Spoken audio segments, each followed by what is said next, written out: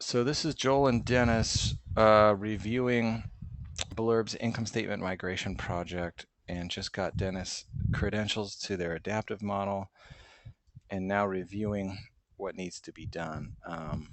So they're a little different, Dennis, where they don't have their income statement and balance sheet under the regular sheets. They have them in the assumptions tab.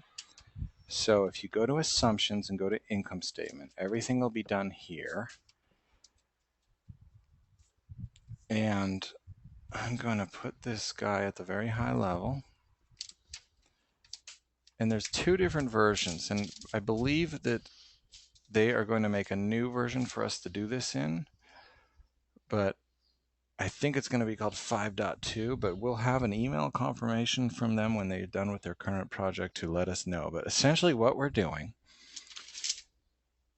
in summary, we're copying data from fiscal year 2014 plan and pasting it into scenario 5.2 when it gets here. For now, we'll use scenario 5.0 to just talk through this. But it's literally a migration of income statement data from fiscal year 2014 plan to scenario 5.0 or potentially scenario 5.2 for the months June 2013 through January 2014. So June 2013. Yeah, so I'll even put this in our Okay, through okay. periods to migrate from our June 2013 through January 2014. Oh, just And for like 8 months or something. yes, Rev Cogs, we're going to migrate Rev Cogs, OPEX, non-OPEX, Inc., and non-OPEX expense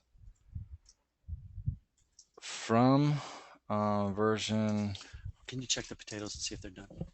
fiscal year. I would if I was at your house, but I can't. Poke them. Joel's 2014 saying he would do it if he was at our house. Just poke them and see if they're soft inside. If not, leave them in for another 5 minutes and take them out. Okay, thanks, Nathan. 2 version, I think it's going to be scenario SCENARIO 5.2. So we'll have to Joel to confirm this one, but I'm pretty sure we're moving it. Well, I know we're moving it from the fiscal year 2014 plan to scenario 5.2 from June to January, and you will see why because I'm about to show you. They essentially are making a new version, but they want to keep the version. They don't just want to copy fiscal year 2014 plan because they want to copy forecast current because it has a bunch of new good stuff in it. But for the Okay. first half of their fiscal year, they want to use the data that's in the FY 2014 plan. So let's go there first. And I recommend doing it like I'm going to set up on my screen here, where on the left, I'm going to have month over month data, no quarters, no years, just all the months for the 2014 plan. And on the right, I'm going to do another thing here where I do a right click trick and say open in a new window. So I got 2 views into their model, another income statement over here in the new scenario version. Now in this case, I'm going to use scenario 5.0, but I'm pretty sure that they're going to make a new one for us to do this. And Okay, thanks. You can eat then, Nathan, if you want. and then essentially, Oh, if we look at 5.0, what they did already, let's pick a month like January 2014. They should tie already to the penny at the very top level. They did this, they topped it down.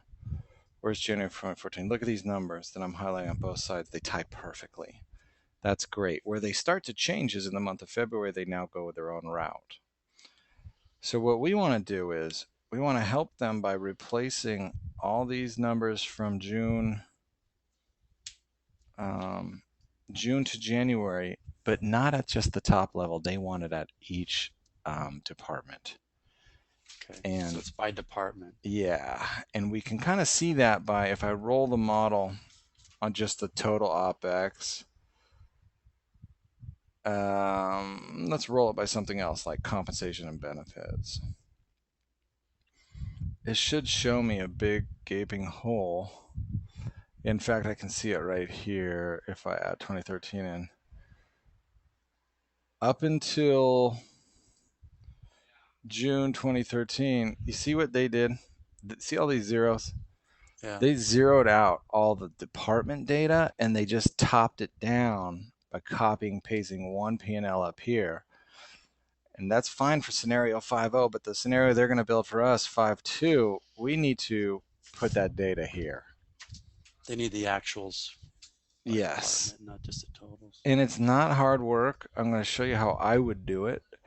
If I have it on the left side, what I want, as long as everything is expanded and you go through and make sure that every single one of these things is expanded, and you do that on the destination version as well, it should just be one big copy and paste. And I'll show you what I mean, although we can't really do it right now. And tomorrow, Dennis, when we start this, maybe we'll do a few together. Okay. We'll do one or two together. But this is the exercise, and they have a lot of departments. This is why they want to outsource this work. They got a bunch of stuff that they're trying to get done for a board meeting, and they've asked for some assistance here. And I thought, oh, this would be perfect for the chief. So I'm expanding everything on this left side here. I don't know why it's all highlighted blue, but it's kind of weird. I don't know. This is their new adaptive view, but everything is almost expanded except I missed one or I missed a couple. I mean, even the Is this a particular department or I'm the whole just at thing? I'm just at the top level right now. But what I'm going to do is I'm going to save my view so that every other time I open one, it will always be open like this. And I believe I got it all. Oh, I got So never you've mind. opened up the entire income statement. Everything. So I'm seeing Okay. the child of every potential parent that's out there. And just a quick double check just to make sure I've done it all. It's kind of hard for my eyes to see with it all blue over there, but I think it's good. Now I'm going to save my view one time. And then I would do the same thing over here on the scenario 5.1 or 5.2, but to save myself some time, I'm just going to right click, get myself a new window. Since I already saved that view, it should know when I go my income statement here, I want to see the whole thing. So now I've got two windows. One on the left is fiscal year 2014 plan. The one on the right is my, oh, actually I got this in the wrong plan. So I'm going to make that scenario 5. On the same sheet, I'm now going to start to go one department at a time. So I'll start with, I'm actually going to go through each one of these because sometimes some data, as you know, gets tricked sometimes. It gets put in different places. And again, it's just from June to January. So if I leave my screen like this, okay, so the revenue stuff, I think you and I should leave revenue alone for now. And together, we need to kind of play with that. Okay. Or do we? Let me think through this. Yeah, because you're just going to copy values and paste. No, I would probably do everything. Yeah. Do So the here's what. revenue. Yeah, but Okay. there's a trick when you copy, is you want to right click. Of course, it's not going to do it on my Mac. Gosh darn it. There's a way to copy that's just copy values. I think you've probably seen that before. Let me change my thing here. I'm sorry, Dennis. I know I'm recording all this, and this will probably be a waste of time, but I got to get out of this new adaptive mode here with this button right here. This new sheets are not ready for prime time yet at all. So I'm back to my income statement on one side for the fiscal year 2014, and I'm going to refresh this one too. So now I'm back to the old adaptive view, and I'm concentrating on this area here from June to there, and the same thing over here. I'm going to go to Blurb Inc. So I'm at the same level on both, But the time period, This one's not completely opened up though, right? so you're right. So you're already ahead of me on that one. Hopefully, once you save it one time, it will be completely opened up. But I Okay. would do one section at a time too. So here now I've highlighted here to here. Notice this is the one that she zeroed out. I can actually see where the data used to be, Okay. but now it's zeroed out. And I would just grab section by section. Here's, again, we just want to do June to Jan. And I just highlight the whole thing, starting with the very first white cell in the upper left-hand corner that I can get, from there to there. And now when I right click, we want to do this every time. Copy values. That's the trick. Okay. When I copy values,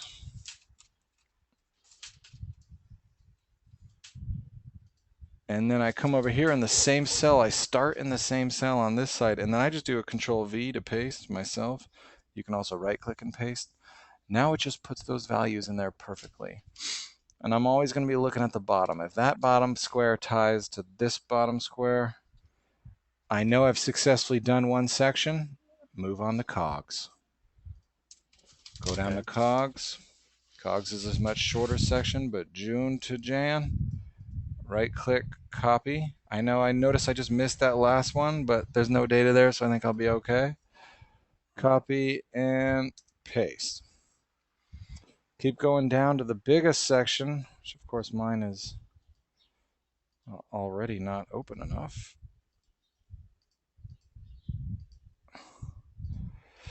And I would do it. You can do this one section at a time if you want. Oh, see, I still didn't get mine all the way open. But I would probably just, if it, you'll get good at this eventually probably and be able to do the whole sheet at one time if you want.